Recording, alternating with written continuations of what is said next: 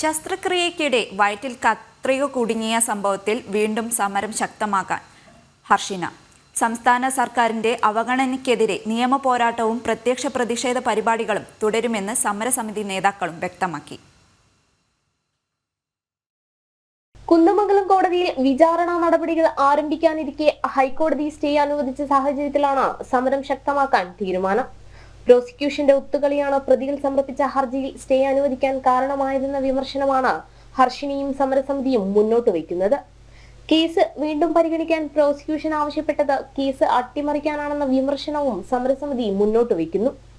ഹർഷിനക്ക് നീതി ഉറപ്പാക്കണമെന്ന് ആവശ്യപ്പെട്ടുകൊണ്ട് നടത്തിയ നിരവധിയായ സമരങ്ങൾ എന്നിട്ടും സർക്കാർ കണ്ണു തുറക്കുന്നില്ല. കുന്നമംഗലം കോടതിയിൽ നിലവിലുള്ള കേസ് കേരള ഹൈക്കോടതി സ്റ്റേ ചെയ്തിരിക്കുകയാണ്. പ്രോസിക്യൂഷൻ പ്രതികൾക്ക് വേണ്ടി നിലകൊള്ളുന്നു എന്ന് ഞങ്ങൾക്ക് ബോധ്യപ്പെട്ടിരിക്കുന്നു. ഹർഷിനക്കൊപ്പം സർക്കാരില്ല. സമരം ശക്തിപ്പെടുത്തും. നിയമ പോരാട്ടവും സമരസമിതി ശക്തിപ്പെടുത്തും. 2017 കോഴിക്കോട് മെഡിക്കൽ കോളേജ് ആശുപത്രിയിൽ പ്രസവ ശസ്ത്രക്രിയയ്ക്കിടെ കത്രിക വയറ്റിൽ കുടുങ്ങിയത്.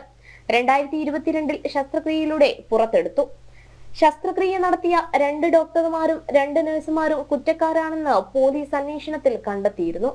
പോലീസ് സമർപ്പിച്ച കുറ്റപത്രത്തിലെ വിചാരണ നടപടികളിലാണ് ഹൈക്കോടതി സ്റ്റേ അനുവദിച്ചത്. കേസ് തേച്ചുമായ്ച്ചു കളയാനുള്ള ഏത് നീക്കമുണ്ടായാലും നീതിക്കായുള്ള പോരാട്ടം ഉടൻ പുനരാരംഭിക്കാനാണ് ഹർഷിനിയുടെയും കുടുംബത്തിന്റെയും സമരസമിതിയുടെയും തീരുമാനം. ജനം, കോഴിക്കോട്.